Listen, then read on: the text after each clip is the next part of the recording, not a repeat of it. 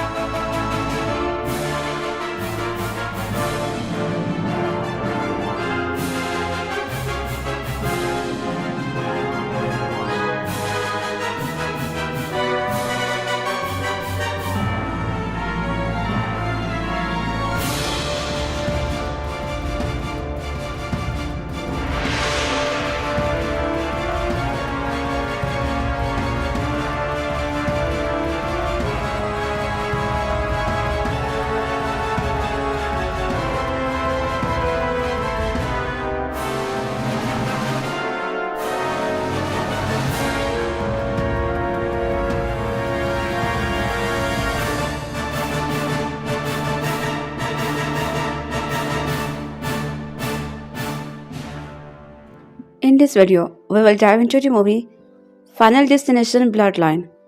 We will discuss the storyline, summarize the plot, and explore the cast and characters. Additionally, we will cover the movie's production details and box office performance. Finally, we will provide reviews and share personal reaction. So, let's get started. If you love movies where plenty of gruesome and bloody deaths are guaranteed, then you have likely been a fan of the Final Destination franchise for quite some time. Well, the latest installment, Final Destination's Bloodline, is finally out, and dear Lord, there is a lot to discuss. The movie starts with a flashback to 1968, when a young couple, Iris and Paul, are having a nice day out at the Skyview restaurant tower, Canada, like a more shoddily built version of the Space Needle in Seattle. There Iris has a premonitions about the tower falling into total destruction. A little boy steals a penny from a wishing fountain, then drops it into the ventilation system, causing a gas leak. A cylinder breaks, causing the glass floor to crack, which sends Paul and some other guests to their death. An open flame then catches the whole restaurant on fire. Thanks to the gas leak, and more people in the tower die. Iris in the second last to fall to meet her death, followed by the penny stealing boy. Back Iral ladies snap into action, taking the penny from the little boy, putting out the fire in a pan, and telling people to get off the glass floor. She saves the day and prevents everyone death for now, but it's only the beginning. So, how does Final Destination's Bloodline end? Let's get into it. Cut to 56 years later, and Stefani, the granddaughter of Iris, is having the same premonition of the catastrophe in the tower. It's really affecting her life, disrupting her sleep and making her not do well in school. She tries to ask her family about Iris, but honestly, they want nothing to do with her. Stefani, whose mother, Darlene, left quite a long time ago, decided to go to her uncle Howard, her mother's brother and Iris' only other child, to seek some answer. But really does not want to walk about his mom. He says she is the reason Darlene became so obsessed with it and eventually ran away. Stephanie manages to track down Iris, who's locked herself away in a remote cabin. Iris explains that ever since she stopped the inferno at the tower, that has been coming after not only her, but everyone who survived and any descendants they may have. Children and grandchildren are our fair game. She says the reason Stephanie is having these premonition is because Iris are next on that roster. Stephanie gets freaked out and rightly so and tries to leave.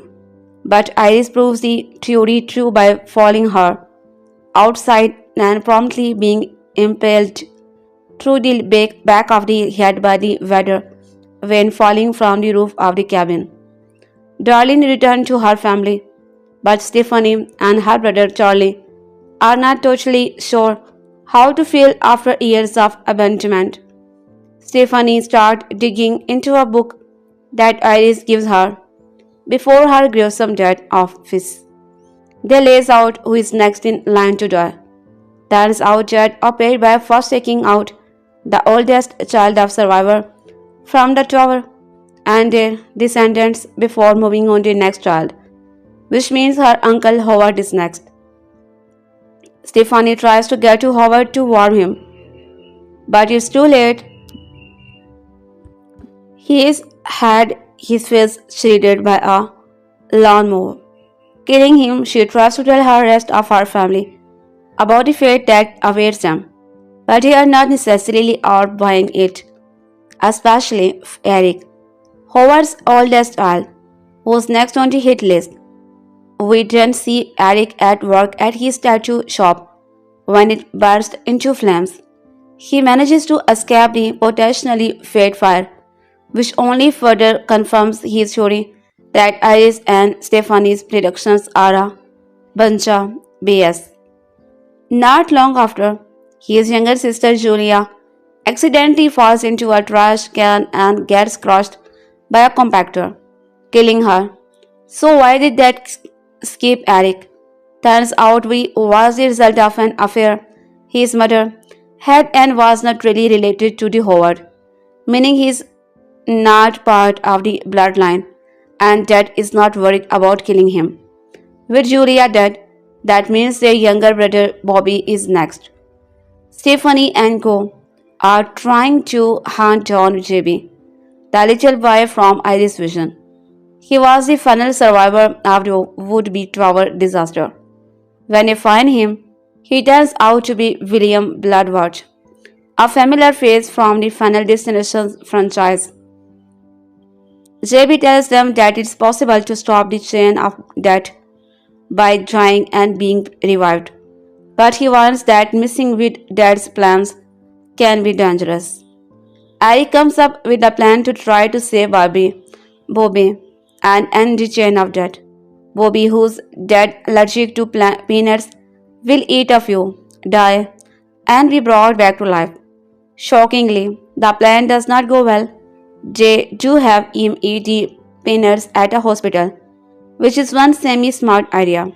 But the MRI machine in the room, the orange switches on and start pulling in anything with metal toward it, including Eric and his many body piercings.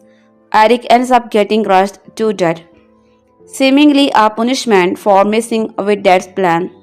The MRI machine then pulls off the spring from the vending machine where Bobby got a peanut and has a flying throat through the air. It impels Bobby, killing him. Darlene and her kids attempt to escape. Darlene, Stephanie, and Charlie jump in the RV and flee to Iris' cabin. Darlene says he will just stay there and hide away so that Dad can't get to her or her kids. Once they arrive, Stephanie realizes her seatbelt is jammed and she can't get out of the RV. Since she is not next in line to die, she tells Charlie to go get their mom inside. But Dad is too quick and the cabin explodes, sending the RV into the lake. Darlene tells Charlie to go help Stephanie, who's stuck and going to drown, insisting she will be okay until she implied by a falling lamppost. Charlie pulls his now unconscious sister from the water and resuscitates her with CPR. They think that because Stephanie died and Charlie brought her back to life, the dead have to stop right. 1 week after the cabin explosion, Charlie graduates from high school and it's seemingly happy celebration. That is until one of his classmates' parents hears him saying he brought Stephanie back to life and tells him Stephanie did not really die in the lake. She was just unconscious. Charlie and Stephens realizes the chain of death was not in fact broken. An old lady who's buying some lemonade drops a penny, the same penny JB had at the tower that Iris took away, which Iris then put in the book she gave Stephanie, which Stephanie then dropped at the hospital and was picked up by a sad old lady. The penny rolls into a set of train tracks, causing a train to derail and crash into the neighborhood. Stephanie and Charlie manage to not get run over by the train, but when some logs tumble off one of the cars, they are finally killed because death always wins. The first film in the beloved horror franchise since 2011 is here, and you better believe there are some greasy death scenes in stone. Over the years, few, if any, horror franchises have given us more iconic death than the Final Destination films. From the horrifying premonitions scene including log trucks and roller coaster, to complex chain reaction involving everything from spilled spaghetti to malfunctioning training bed. A huge numbers of characters have seen death tragically, catching up with them in inventive and horrifying ways. Thankfully, that's no different in the new film. Final Destination's Bloodline. Fans have had to wait a long time, 14 years to be precise, for this sixth installment in the series. But the crew have made up for that with all manner of terrifyingly grisly death. Of course, the questions on many fans' minds before seeing the film will be whether anyone will be able to join the vanishingly small club of Final Destination's characters who have cheated death and survived for an entire film. If you are wondering that, or just want to know how the rest of the characters are killed off, read on to have to Final Destination. But that line's ending explained. But be warned that our major spoiler ahead. Sponsored by save up 30% on the latest releases at View in 2025. Are you a movie lover who always wants to be up to date with the latest release? Then you think in luck. It's a great time for new releases, with films such as Wicked, Nosferatu, The Brutalist, and Mona 2 taking UK cinema by storm.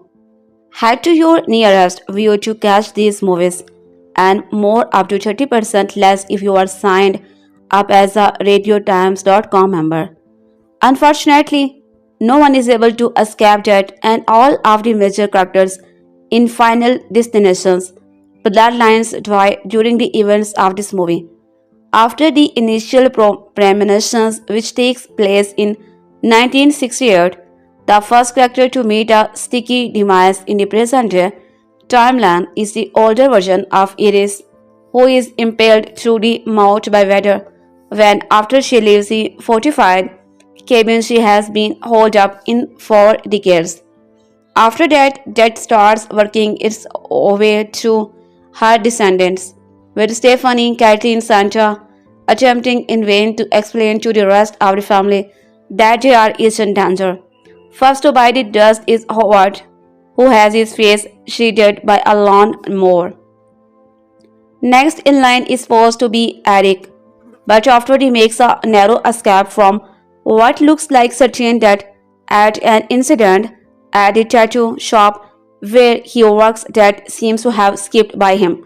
He grows complacent, mocking Stephanie for what he believes to be her ridiculous beliefs, but soon a comedy of errors sees his sister Julia fall into a garbage truck where she is brutally crushed to death. Meanwhile, it is revealed that the reason Eric was skipped is not that he has cheated death, but rather that he is not actually part of the bloodline. Unbeknownst to him until his moment, he had a different father.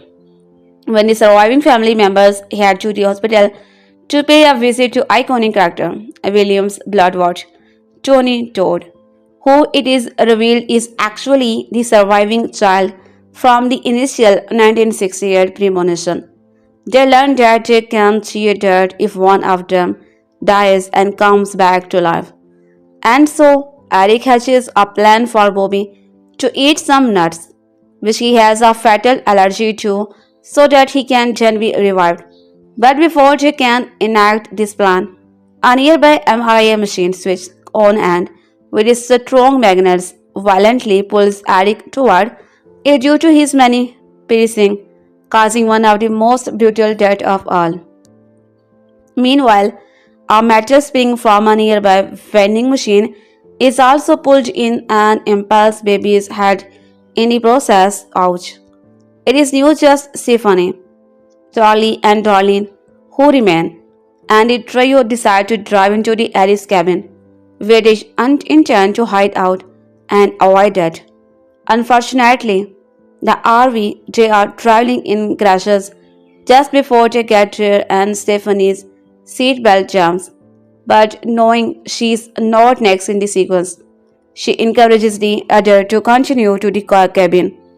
Alas, as soon as they approaches the cabin, it explodes, thanks to a complex chain reaction, and through Darlene is able to save Charlie from the resulting fire. She is then violently killed by a failing lamp post.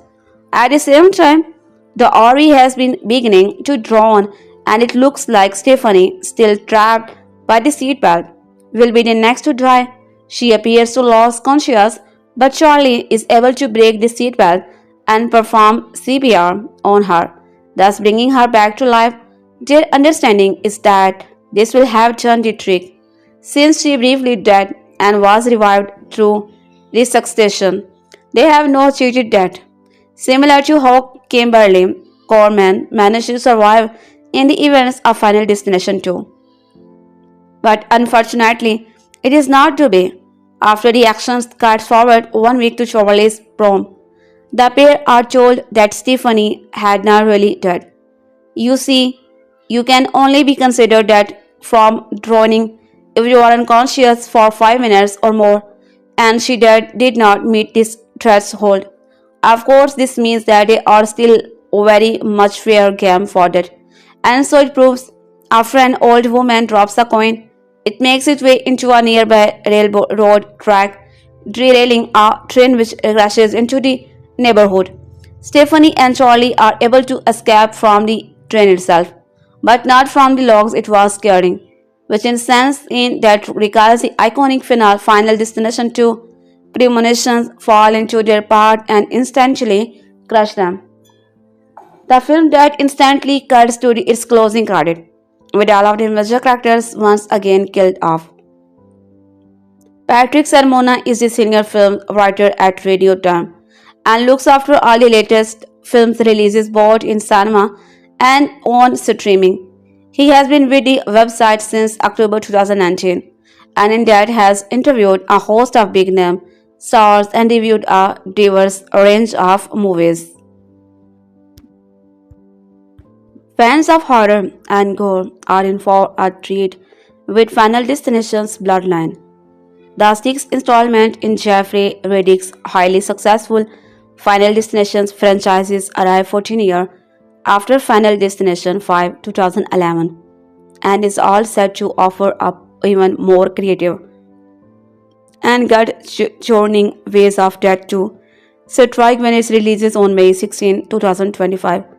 It is directed by Zach Lipovsky and Adam Stein and written by Guy Bassinger and Laurie Evans trailer based on a story they developed with John Watts. Initially announced as a reimagining of the franchises after the success of the fifth Final Destination film, it was later turned into a sequel to the series, connecting up with events and characters from the previous outing, and bringing back Tony Todd for his final appearance as William Bloodworth. The film, which starred Kathleen Sancha Jonah in the lead, currently holds a Rotten Tomatoes score of 92%, becoming one of the best revived films in the franchises. While it has received praise for its opening premonition sequence, its ending has garnered mixed reviews. Final Destination 6 mostly sticks to the franchise's tried and tested formula. The protagonist has a premonition where they and everyone around them dies horrifically, and they are able to act in time to prevent it. But this mess with Dad's plan and forces it to adapt to rectify the situation. That goes on a rampage, picking off these said people one by one. But it gets creative in delivering these dead sentences, and people trying to cheat that have to do the same while playing by that rule. The film opened in 1968 with one of the best opening premonition ever in the series. Iris Campbell, Brec Bassinger, and her boyfriend Paul Man Lloyd Jones are attending the opening of the Lofty Scavio Chow restaurant when she has a premonition that a kid's mischief with a penny will cause the tower to collapse and kill everyone, including her. But here is the twist: the premonition is a recurring nightmare seen by college student Stefani Reyes, Harry's granddaughter. Stephanie manages to track down her estranged grandma, only to find out Iris is super paranoid and see death everywhere. She lives in a remote cottage set in a Bobby trapped compound and never steps out to avoid death from getting her. She has even compiled a sort of good book to decipher science, and patterns of how, when, and where death would strike, which she strives to give to her granddaughter. When Stephanie does not believe that her tries to run, Iris sacrifices herself to prove her point.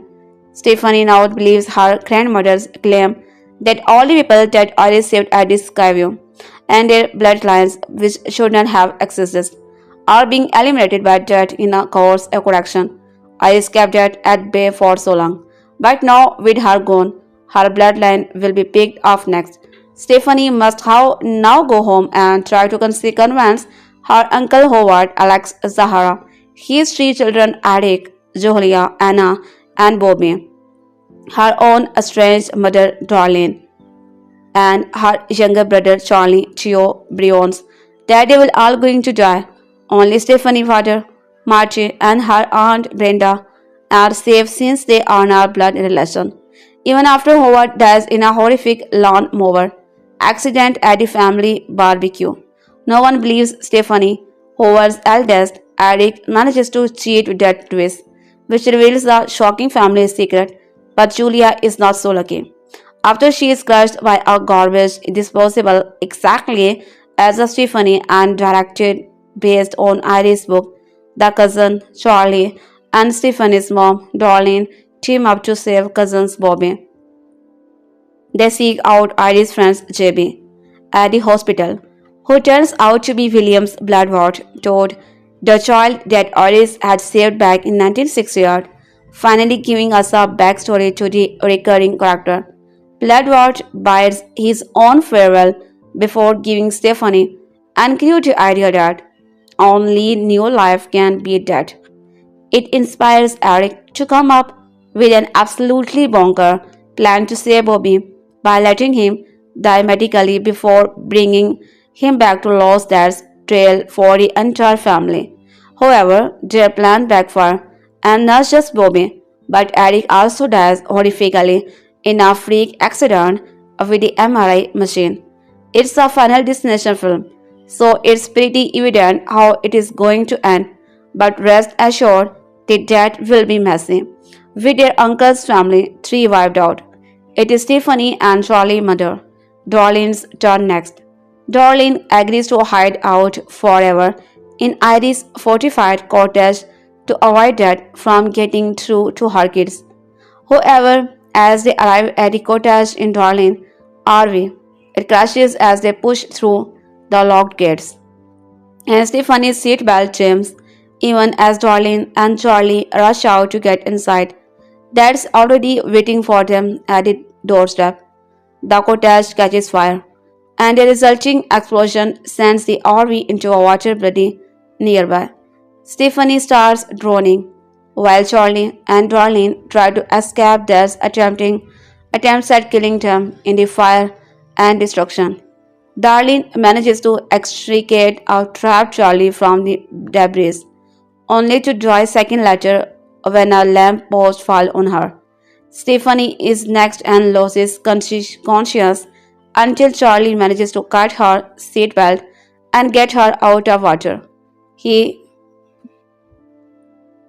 resuscitates her, thus fulfilling the death rule JB mentioned. Stephanie had died and was born again, and her new life made her and Charlie safe from death. A few days later, on the day of Charlie's senior prom, Marty introduces the kids to our Dr. Reddick, a nod to the franchise's creator, who corrects Stephanie that he never really dead and was merely unconscious during the drowning. Stephanie and Charlie shockingly realizes that death might still be after them. The next moment, a derailed train node to Final Destination 3 crashes into the night broad.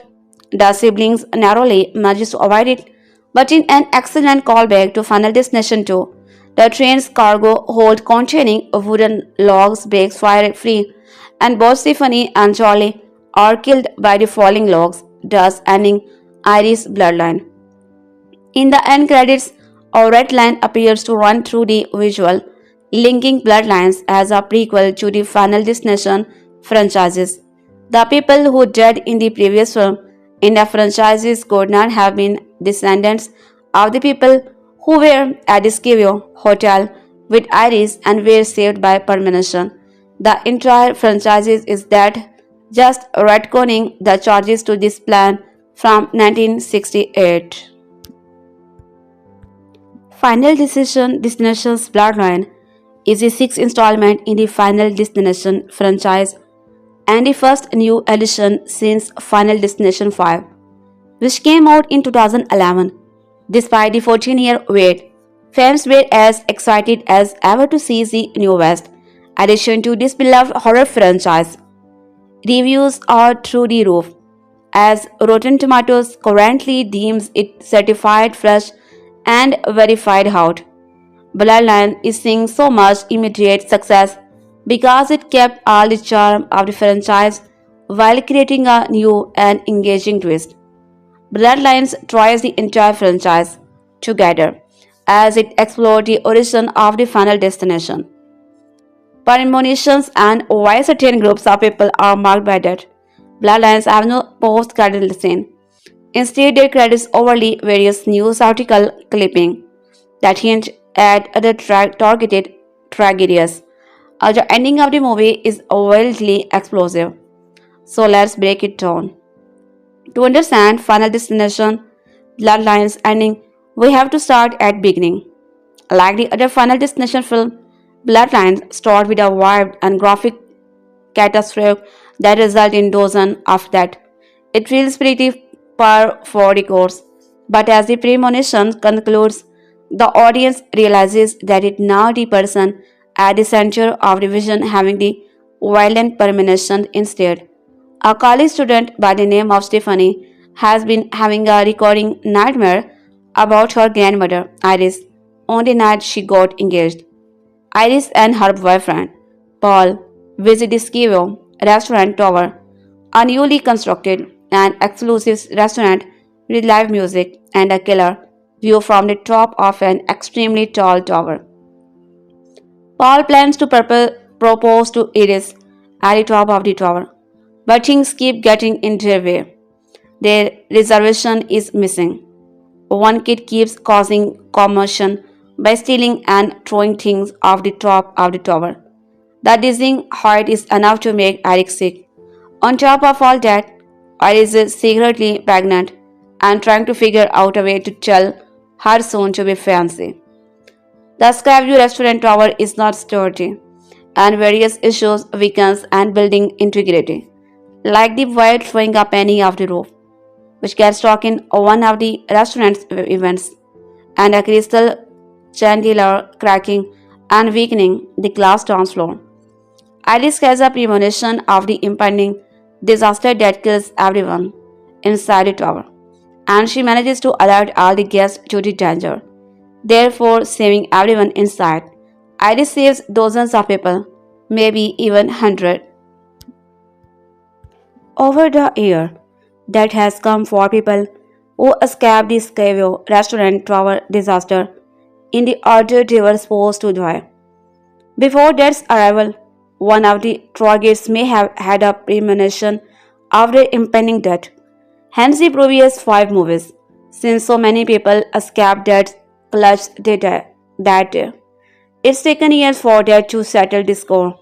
Those people won't only have families that were never supposed to exist. It's not enough for death to kill the people who escaped the tower. That is coming for every descendant of the survivor. Hence the title Bloodlines. It's not just about killing the people who escaped, it's about destroying any life that was never meant to exist. Bloodlines suggests that Iris' premonition was the start of the entire franchise. Every movie thus far has depicted death coming for a Scavio restaurant tower survivor, or the descendant of one of the survivors, or someone who should not be alive after interacting with any of the above. Stephanie started having vision of her grandmother's premonition when Iris' turn finally comes. Iris was the second to last person to die in the tower, meaning death, and had to work through all the other survivors and their family first. Iris, who has figured out what death has been doing, has been living a solitary existence in a compound where she can protect herself from death's clutches, therefore protecting her family from impending doom. Unfortunately, Iris has developed cancer, so her time is limited. Stephanie attempts to connect with Iris to get her nightmare under control. She can't sleep, so her grace, health, and relationship are suffering because of it. Stephanie gets more answer than she bargained for, and she as watches that claim her grandmother. She realizes it's up to her to protect the rest of her family from a gruesome fate. Stephanie uses Iris' notes on death and all the family that were hunted down by death to try and save her family. As mentioned, death comes for the Skyview restaurant tower survivors in the order they were meant to die. This is a common final destination rule. In every premonition, the person who has the vision is usually the last person to die, but they see the order of death in their vision. As that comes to claim those souls, it will come for them in the order in which they died. The bloodline rules are a little more complicated than that, since it has taken that year to go through the roster. Plenty of Skyview survivors have gone on to have kids and even grandkids. That does not just stop at the original survivor. After killing the Skyview survivor, it goes after the survivor's family. Any blood relative that should not exist, like children, are also targeted. To use Iris as an example, Iris was not supposed to survive. She was pregnant at the time of her death. So her survival meant that she went on to have at least one child. We know Iris actually gave birth to two children, and both of her children also went on to have kids of their own. That means that once Iris dies, that will go for her oldest child first. Once Iris' oldest child is dead, the children of that child will also die in order of their birth. After Iris' death, Stephanie uses Iris' notes to predict the order in which her own family will die. Unfortunately, Stephanie is not fast enough to prevent her uncle Howard's death. But after seeing her grandmother and her uncle die, she is sure about the order she predicts each other. That the only issue she comes across is not knowing that Eric is not Howard's biological son and therefore not biologically related to Iris at all. Since Stephanie believes Eric is the next target and tries to protect him, that has an easy time going after Julia, Howard's oldest biological child. Eventually, Stephanie and what's left of her family manage to track down Tony George's infamous character. William J.B. Bloodwatch tells them there are only two ways to stop that cycle. The person who next to die either needs to kill someone else or die themselves. He tells them a story about a person who flat-lined but was resuscitated afterward. Dying and being brought back seems to stop that. So that's what Eric and Bobby attempt to do to protect Bobby. As most Final Destinations fans can likely predict, every person on death's hit list die. It's rare that someone actually cheats that a second time in this film. But in Bloodlines, Stephanie and Charlie believes they got away. Darlene decides to return to her mother's compound, believing that if she can live like her mother did, her children will be safe. Unfortunately, their plans are derailed right outside Iris' compound, and Darlene dies in front of Charlie. Meanwhile, Stephanie is trapped in Darlene RV, which has been flipped on its side and is slowly sinking into water. Stephanie fights to get out, but inevitably drowns. Charlie fishes Stephanie out of the RV and performs CPR, which saves Stephanie's life.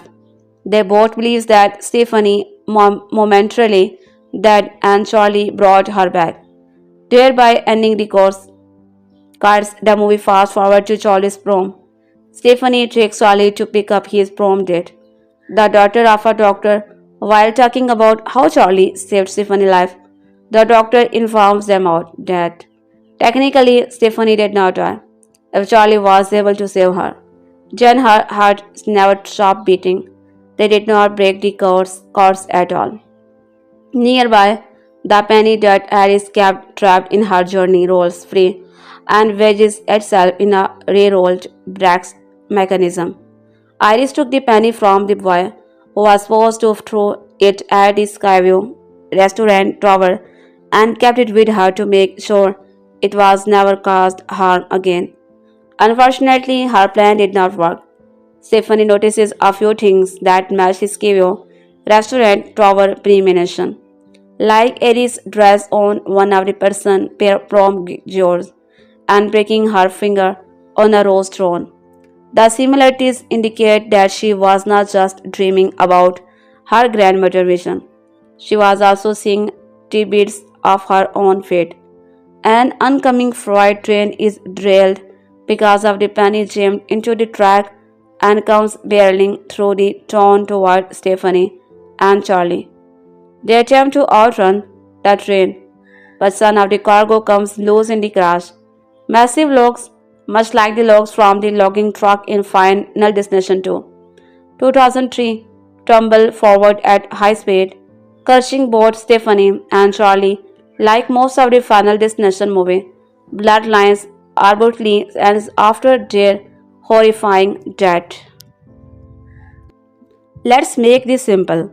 You want to know if there are any post or mid-credit scene in Final Destination Bloodline? The answer is no. There were not any credit scene in the first 5 movies, and there is not one in the 6th either. There is some imagery that runs along with the credits, which is fun to check out through. Final Destination's Bloodlines manages to have fun with the formula of the series. But sticking to the basic scenario, fans expect someone's premonitions of an impending terrible tragedy leads them to escape that tragedy alongside a group of others, only for that install to kill those who escaped it one by one in elaborate ways, while also introducing its own specifiers that make it feel a bit different and fresh. Let's break down the ending of the film, that how it relates to the series as a whole. In Bloodline, Iris, played by Gorbeli, rose in the present and Brec Bassinger in the past. The woman who had the premonition of the collapse of the high-rise Skyview restaurant tower did so way back in 1968, and unlike in the previous film, where many still dead in the actual disaster except the few people who left thanks to the premonition. In this situation, Iris saved all of the hundred of people packing the restaurant that night who were evacuated thanks to her warning. Slowly but surely, that did come after them for escaping its grasp. Except there were extending circumstances, since so many of these people want on to have children and sometimes grandchildren. So that always so 3D. Final Destination Bloodline, the 6th installment in the long-running horror property, in which people die in increasingly insane incident, collected a bloody good $51 million in its opening weekend. The Warner Bros. A new line film toward over domestic box office charts, overtaking the number 1 spot from reigning champion Marvel's Thunderbolt and torching fellow newcomer The Weeknd's Hurry Up Tomorrow, which crash landed in 6th place. Buoyed by a positive word of mouth and the best reviews of the series, the R-rated Final Destination Bloodlines shattered the benchmark for the franchise's biggest debut, outspeeding the record held by 2009. The Final Destinations with $27 million has been 14 since the latest Final Destinations Nightmare 2011. Final Destination 5 opened in theater. Final Destinations Bloodline earned another $51 million from 74 overseas territories for a remarkable global start of $102 million. The film, directed by Adam Stein and Zach Lipovsky, cost roughly $50 million to produce. Bloodlines centers on a family who starts dying off one by one because their matriarch was never supposed to survive a horrific event from 50 years ago. Movie cheers granted the movie a B+, grade on cinema score exit polls, which is high praise for such a gruesome, stomach-churning series of on-screen events. Meanwhile, Bloodlines boast a stellar 93% average on Rotten Tomatoes. This is a sensational opening for the sixth episode of a horror series, says analyst David Gross of movie consulting firm Franchise Entertainment Research. Critics' review are sensational and the audience score is excellent for horror. Final Destination Bloodline is the third consecutive theatrical hit for Warner Bros. After April blockbusters A Minecraft Movie and Steiner. It is welcome change of pace for the studio following a string of commercial flops including Mikey, 17, The Alto Knights and The Joker Foley are Dukes. Over the weekend, Warner Bros. Impressively had 3 films in the top 5. Steiner landed in the third place with $15.4 million from 358 theater in the 5th weekend of release. The R-rated vampire thriller has generated a mighty $240.8 million domestically and $76 million internationally for a global tally of $317 million to date. At number 4, A Minecraft Movie added $5.9 million from 357 venues in its 7th frame. The PG video game adaptations has grossed $416 million in North America and $501 million overseas, bringing its worldwide haul to at $928 million. Hurry Up Tomorrow, this weekend's other new release from Abel, The Weeknd, Tasfay was not in danger of cracking the top 5 on domestic box office charts, unable to overcome terrible review and bad buzz. Hurry Up Tomorrow misfired with $3.3 million from 2020 cinema. The movie was saddled with a lousy 14% Rotten Tomato average and terrible C grade on cinema score. Lionsgate released the $15 million budgeted film in exchange for a distribution fee. The film, a Roman of clef thriller and companion piece to the singer studio album of the same name. The film, a Roman clef thriller and companion piece to the singer studio album of the same name, stars as a fictionalized version of himself, an insomniac musician on the verge of mental breakdown as he is pulled into an existential odyssey. Trey Edward Charles Waves directed Hurry Up Tomorrow, which co-star Jenna Ortega and Barry Keoghan. Thunderbolts slid to second place with $16.5 million from 355 to 3 theater in its third weekend, declining 50% from its prior outing. The comic book adventure has grossed $155.4 million domestically and $3 to $5 million globally, despite enjoying for better review than most recent Marvel entries. Thunderbolts look like it's still struggle to get out of the red. That's because theater owners get to keep half of ticket sales, and the tentpole cost a hefty $180 million to produce and roughly $100 million to market. So far, May release have improved upon last year in terms of ticket sales but have yet to match pre-pandemic times. Domestic revenue are 15% ahead of 2024, still more than 32% behind 2019. According to ComScore, a counter-programming play of Disney's Lilo and Stitch and Paramount is Mission Impossible: The Final Reckoning should continue to shrink the pre-COVID deflect and heat up the box office over the upcoming Memorial Day holiday or weekend. Projections are huge grosses in terms of the expected debut for Lilo and Mission. That's going to jolt the market. It makes sense that a gore-soaked horror franchise built around a universe fear that over time is running out would be as elegant and praise as a stopwatch. You can practically hear the ticking sound in Final Destination Bloodlines. The first new entry in the series is 10 year. It's a tour de force of bloody slapstick that knows that we know how these movies work. It leans into that familiarity by staging a series of friendly elaborate death traps and giving us lots of time to admire their construction.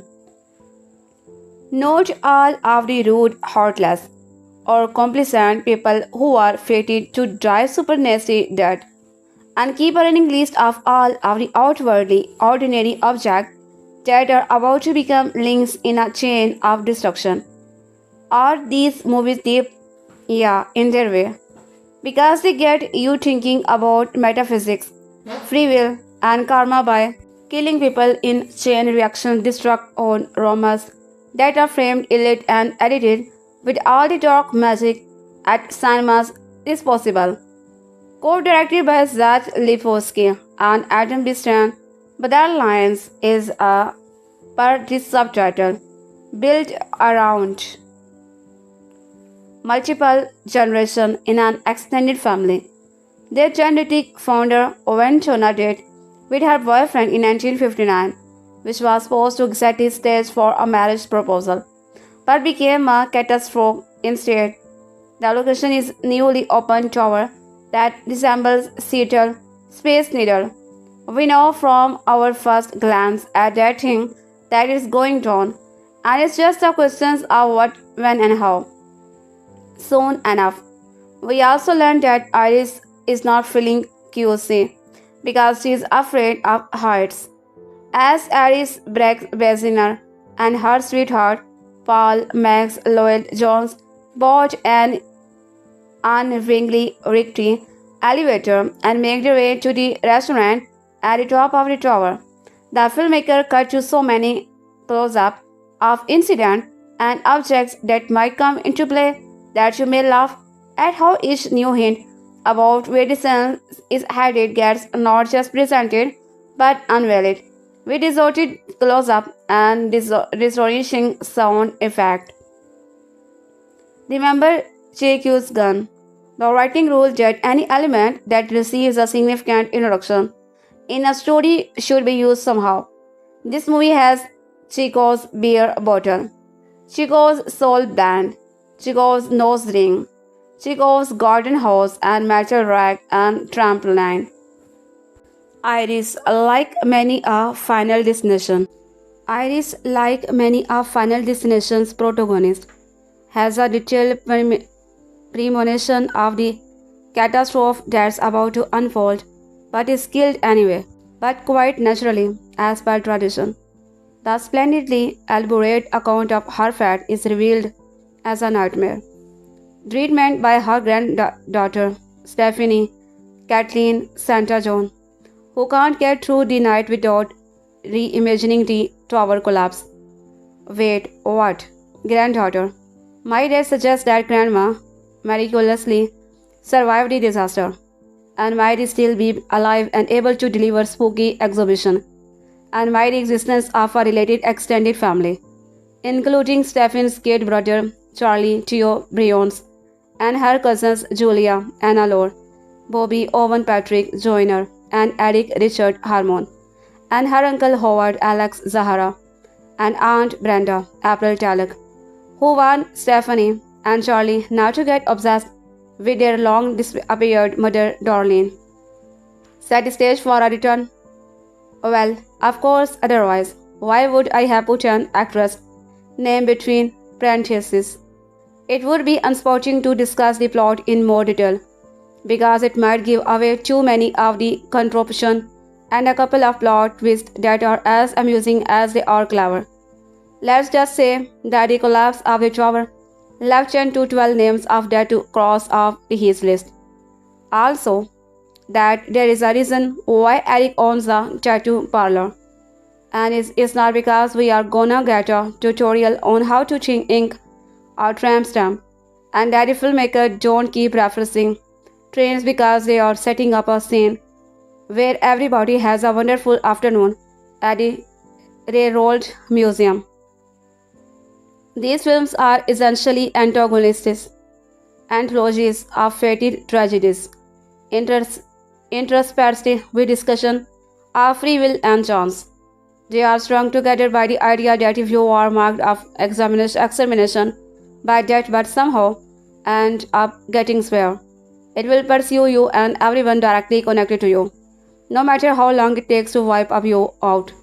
Imagine an accountant traveling all over the world to correct a company's faulty books, or Ingmar Bergen's The Seventh Day Sale, but replace the grim paper with the people who design those domino toppling displays that have a zillion moving parts. There is a lot of craft and wit on display here, all in services of an aesthetic not too different from the one that was ascribed to director Sam Raimi back when he was making films like Darkman and Evil Dead movies. What would it look like if the three stools really poked each other eyes out?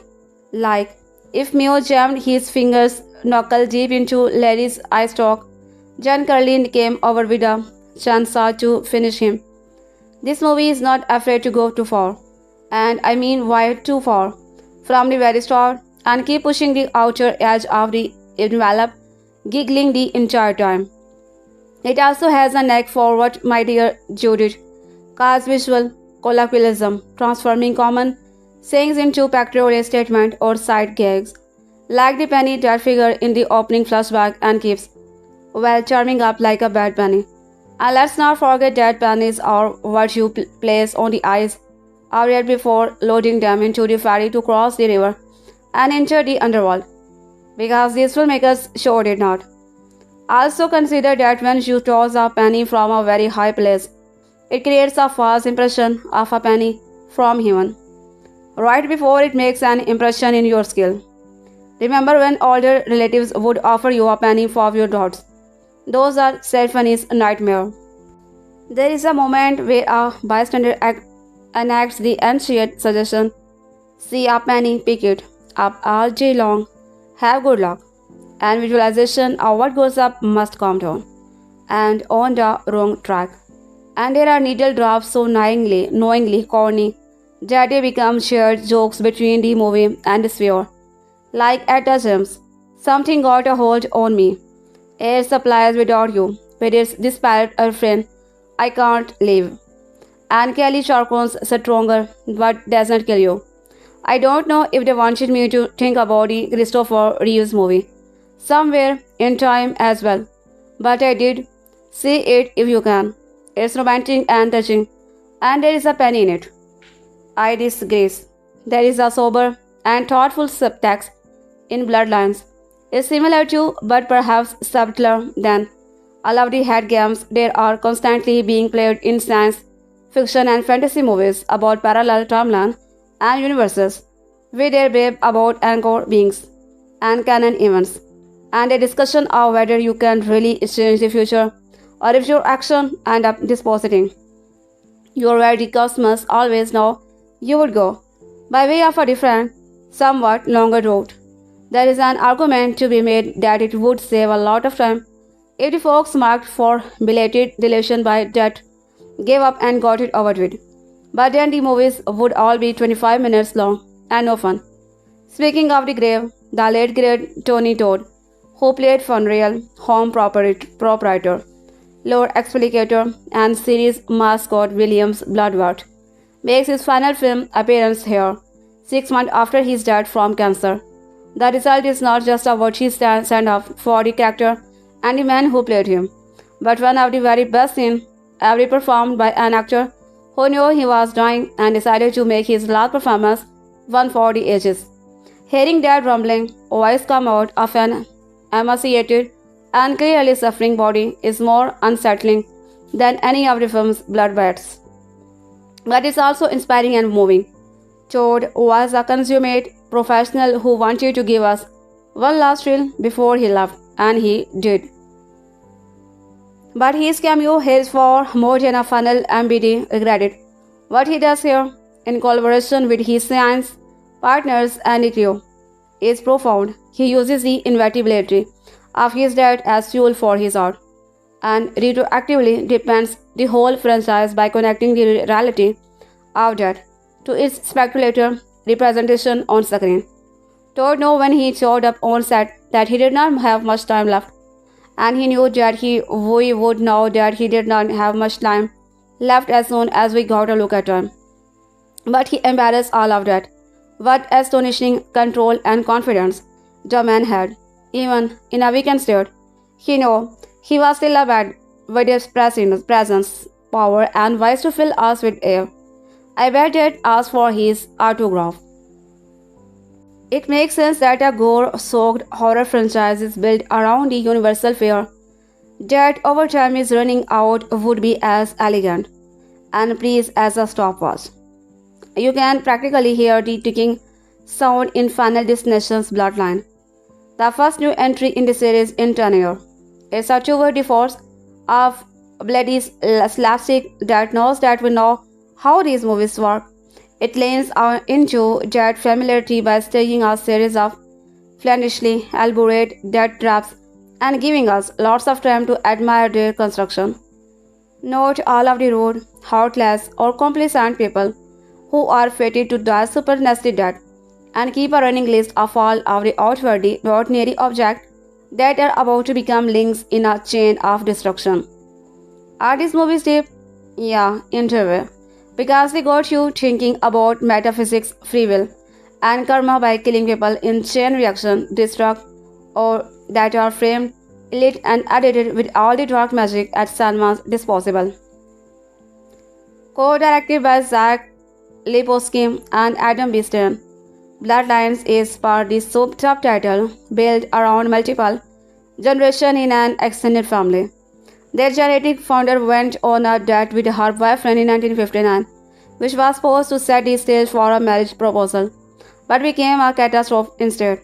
The location is a newly opened tower that resembles Saturn Space Needle.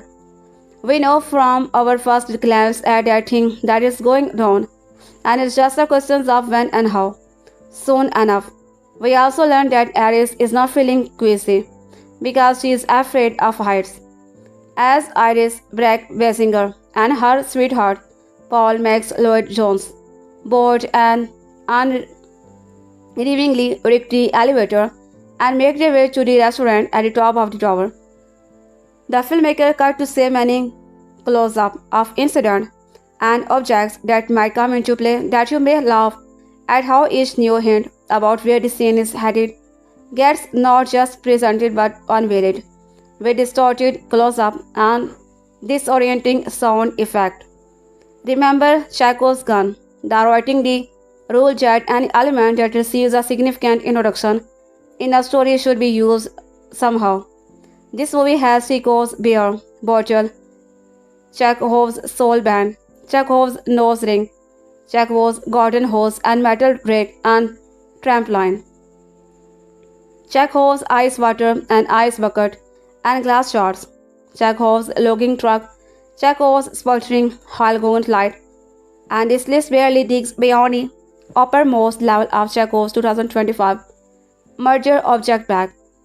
When it comes to gift that you did not expect, that makes Santa Claus look stink. Iris, like many Final Destination protagonists, has a detailed premonition of the catastrophe that's about to unfold, but is killed anyway. But quite naturally, as per tradition, the splendidly elaborate account for her fate is revealed as a nightmare, written by her granddaughter Stefani, who can't get through the night without remembering the tower collapse. Wait, what?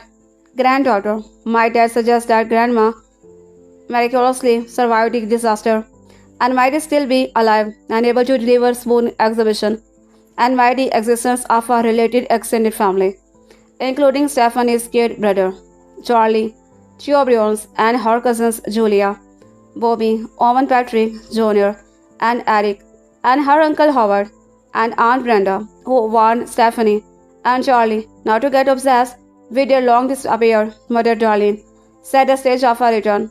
Well, of course, otherwise, why would I have put an actress name between parentheses? It would be unsporting to discuss the plot in more detail, because it might give away too many of the contraption and a couple of plot twists that are as amusing as they are clever. Let's just say that the collapse of the tower left 10 to 12 names of death to cross off his list. Also, that is the reason why Eric owns a tattoo parlor. And it's not because we are gonna get a tutorial on how to ink a tramp stamp. And that filmmakers don't keep referencing trains because they are setting up a scene where everybody has a wonderful afternoon at a railroad museum. These films are essentially antagonists of fated tragedies, interspersed with discussion of free will and chance.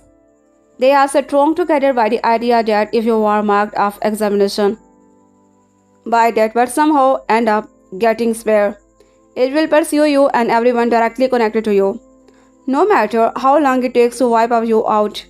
Imagine an accountant traveling all over the world to correct a company's faulty books, or Ingmar Bergen's The Seventh Seal, but replace the Grim Reaper with the people who design those domino toppling displays that have a zillion moving parts.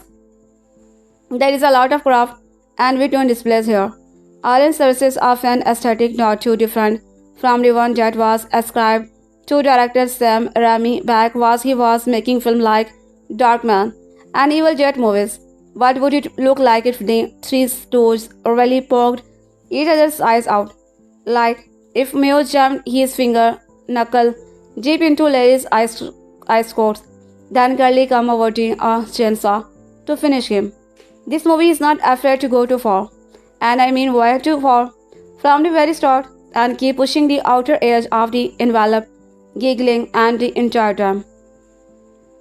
It also has a knack of what my dear Judge calls visual colloquialism, transforming common saying into pictorial statement or sight gags, like the penny that fingers in the opening flashback and keeps well training up like a bad penny. And let's not forget that penniers are what you place on the eyes of the dead before loading them onto the ferry to cross the river and enter the underworld, because these filmmakers sure did not. Also, consider that when you toss a penny from a very high place, it creates a false impression of a penny from heaven right before it makes an impression in your skull. Remember what elder relatives would offer you a penny of your thoughts. Those are Stefani's nightmare. There is a moment where a bystanders enacts the ancient suggestion. See a penny, pick it up all day long, have good luck, and visualization of what goes up and must come down and onto your wrong track. And there are needle drops so wrongly corny that they become shared jokes between the movie and its viewer. Like at the gyms, some things got a hold on me. Air supply, without you, with this disparate refrain, I can't live. And Kelly Clarkson's stronger, why does it kill you? I don't know if they wanted me to think about the Christopher Reeves movie somewhere in time as well, but I did. See it if you can. It's romantic and touching, and there is a penny in it. I digress. There is a sober and thoughtful subtext in Bloodlines. It is similar to, but perhaps subtler than, all of the head games that are constantly being played in a science fiction and fantasy movies about parallel timeline and universes with their babe about Anchor being an canon event. Any discussion of whether you can really change the future or if your action end up disposing you where the cosmos always knew you would go, by way of different, somewhat longer route. There is an argument to be made that it would save a lot of time if the folks marked for deletion by the dead gave up and got it over with, but then the movies would all be 25 minutes long and no fun. Speaking of the grave, the late great Tony Todd, who played funeral home proprietor, lore explicator, and series mascot Williams Bloodworth, makes his final film appearance here. 6 months after his death from cancer, the result is not just a what he stand up for the character and the man who played him, but one of the very best scenes ever performed by an actor who knew he was dying and decided to make his last performance one of for the ages. Hearing that rumbling voice come out of an emaciated and clearly suffering body is more unsettling than any of the film's blood spots. But it's also inspiring than moving. Todd was a consummate professional who wanted to give us one last thrill before he left, and he did. But his cameo here is for more than a final MBD credit. What he does here, in collaboration with his sane partner Andy Q, is profound. He uses the inevitability of his dad as fuel for his art, and depends the whole franchise by connecting the reality of that to its speculator representation on screen. Todd knew when he showed up on set that he did not have much time left, and he knew that we would know that he did not have much time left as soon as we got a look at him. But he embarrassed all of that.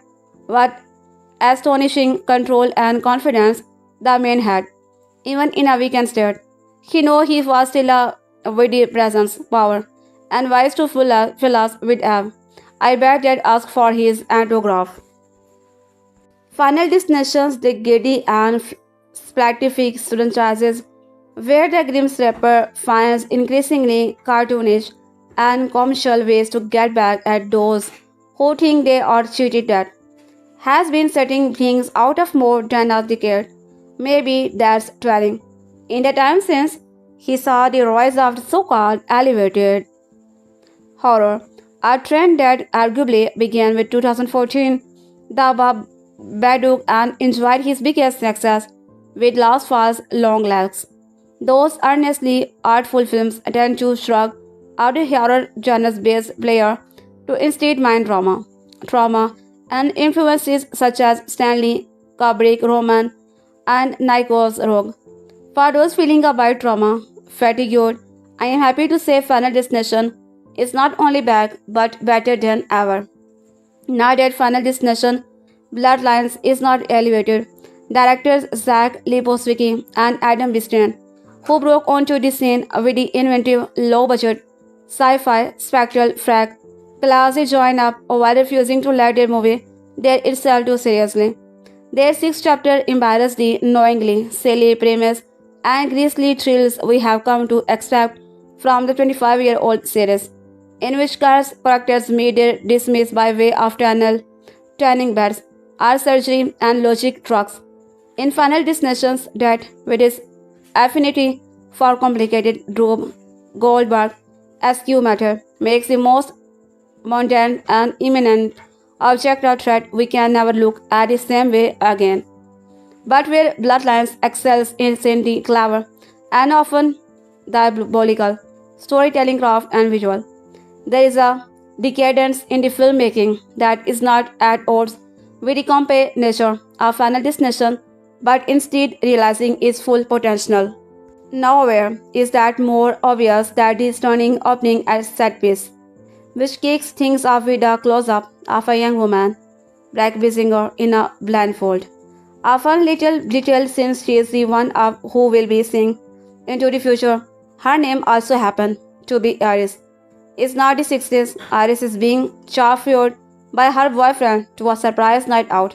They are attending to the opening of the fancy new restaurant atop an observation deck, where the magic hour view are paired with the dining and dancing. A house band building up the joyous frenzy, performing the Isley Brothers shout. Final Destination may be the hardest horror franchise to spoil, by virtue of its basic concept. After narrowly escaping a disaster, will always unravel into glory shows, and that's very much the case here. No prizes for guessing how a restaurant with a glass floor atop a needle tin tower might be a prime setting for some carnage. We smash out Kachuri present as college student Stefani Reyes awakens screaming from a recurring nightmare, deeply distributed by her hyperistic glory dream. She sets out to uncover some tragic familiar history, alongside her younger brother Charlie, Chio Briones, and cousins Eric, Julia, and Bobby Owen Patrick Joyner. Let's not beat around the bush. If you have seen any or all of the Final Destination film, you probably know that they follow a certain formula. The perverse player that comes from these films is rooted in their filmarious that is always coming. Audiences just don't know how or when. As the final destination films have built up like so many bodies, so has the rope gold barge machine quality after execution. Here, even a humble leaf blower becomes a harbinger of boom. There is no hope of final destination. Bloodlines converting any franchises outstanding. This is a supersized portion of what fans have come to know and love. Yet, somehow, where fan service is usually considered a negative, here it feels affectionate and satisfying. There is no Marvel's SQ attempt to spin Final Destination out into various sub-brands, and the humor remains as thick and twisted as ever. The acting too is proper at best, aside from standouts Todd and Richard Harmon. As the sardonic tattoo artist added, but even that seems to work.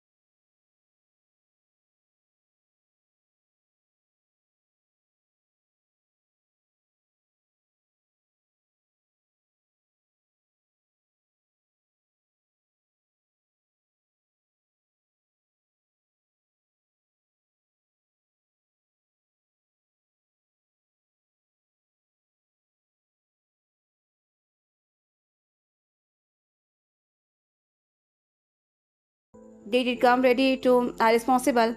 Mix those two things. From the moment it kicks the door, John Stellar opening sequences.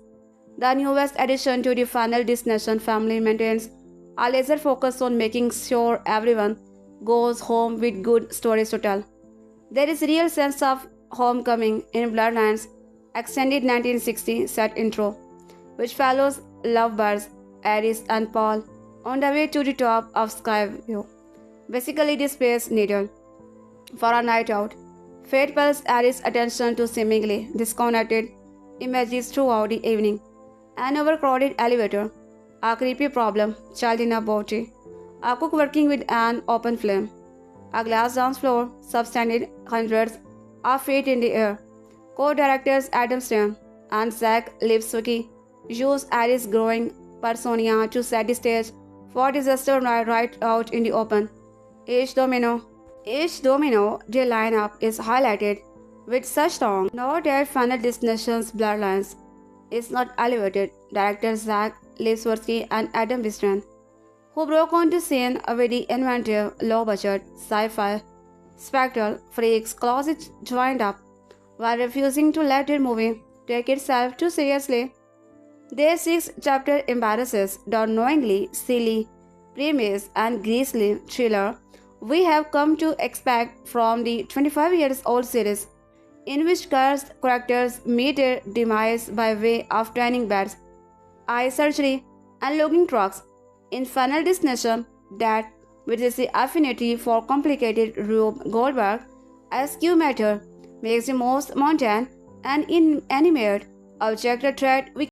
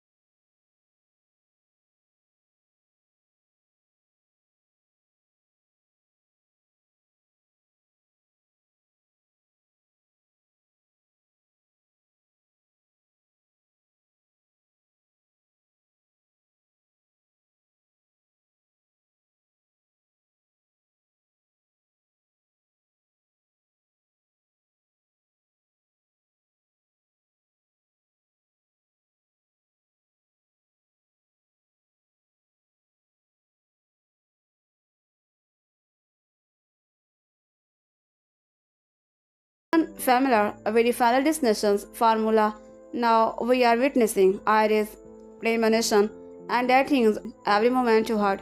Final Destinations Bloodline is out in UK cinema on 14 May, Australian cinema on 15 May, and US cinema on 16 May. Final Destination may be the hardest horror franchise to spoil, by virtue of its basic conceit. After narrowly escaping a disaster, with the help of a premonition, a group of people are stalked and killed by death itself. Almost all of these movies end with a high body account and no one making it out alive. The thrill is less about who will survive and more about how they will bite it. That, as it turns out, has a nasty sense of humor and a whimsical appearance of Rube Goldberg chain reaction. That plan is rarely cheated, and that leads to another deadly conclusion for the franchises with Final Destinations Bloodline, the sixth installment in the horror franchises. Reinvents the canon by seemingly trying all the entries together as part of Dead's overall plan. After introducing the main cast of characters and Stephen's premonition about her grandmother, Iris and Scavio incident, Final Destinations Bloodline's story unravel. As a direct descendant of Iris' bloodline, began dying from oldest to youngest. It all started with Stephanie's uncle, Howard, dying shortly after Iris, followed by her cousins Julia, Eric, and Bobby. This leaves Stephanie, her brother Charlie, and her mom, Darlene, as the last survivors of Iris' bloodline. During Final Destinations Bloodline climax, they head to Iris' house for protection, but that catches up with them. It does not take long for Darlene to die saving Charlie. Charlie and Stephanie believe they have successfully broken Death's cycle after they appear to bring her back to life after drawing, borrowing the loophole concept from Final Destination 2. They seem to get a happy ending. That particularly never happens in this franchise, leading to Stephanie and Charlie drawing in the closing shot. The big reveal of Final Destinations Bloodlines ending is that Stephanie and Charlie did not break Death's cycle. They thought this was done by following the advice given to them by William Bloodworth earlier in the film. He confirms to no exception to Death's rule. Final Destination 2 suggested drawing or reflecting or then being resonation would break this cycle. Final Destinations 5 then added the loophole that killing someone innocent would essentially transfer the victim's remaining year of life to the killer. Charlie believes he brings Stephanie back from the dead after she draws on Iris' property. Darlene's RV flips over from the house, exploding, and Stephanie is stuck due to a jammed seat belt as water fills the vehicle. It appears that she died when the screen fading to black as her eyes close, only for her to jump be shown outside the RV, with Charlie helping her start breathing again. They fully believed that she was dead and that he brought her back to life. Just like what happened to Kimberly Corman in Final Destination 2. However, it is revealed that Stephanie did not technically die. Charlie's prom dad's father, who is a doctor, makes this known to them, suggesting that Stephanie was just unconscious before her brother saved her. They did not beat death after all. Instead, they have let their guards down and allowed her to execute a ridiculously complicated series of events that lead to their death. Since they did break the cycle by killing and reviving Stephanie, that franchise is eliminating Iris' bloodline by having giant logs crush Stephanie and then Charlie right before Final Destination. Bloodlines credits began to roll. After testing the tattoo parlor sequences with Eric in the marketing, I was fully convinced that Eric would die a gruesome death. But Final Destination's Bloodlines delivered a surprise with how it happens and why. He does not die in the tattoo parlor fire as expected, and then he dogs a few different near-death experiences the next morning, only for Julia to die. This is because he is not part of that plan, as he is not a biological relative of Iris. Unknown to him or anyone else in the family, Howard was not Eric's father. He was instead conceived during an affair Brenda had. This gives Eric an out as far as the rest of the family is concerned, since that he is going after Iris' direct bloodline. Anyone unrelated to her by blood was not a target. This included Brenda and Stefani's dad, with Eric Dunn also becoming the third family member who should have survived. Yet Final Destination's bloodline still kills Eric after he learns to the loopholes from Bloodwood. Eric dies as he is crushed by a wheelchair, being pulled into an overpowered MRI machine. Eric's death is a surprise given the rules established in Final Destination Bloodline, with even Charlie openly questioning why he died. Eric dies because he tried to mess with Dad's plan.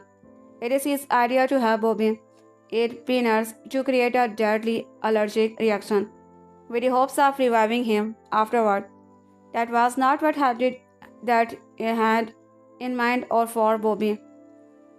Since Eric was attempting to meddle in the master plan that killed Eric so that Bobby could meet the twisted fate he was destined to have.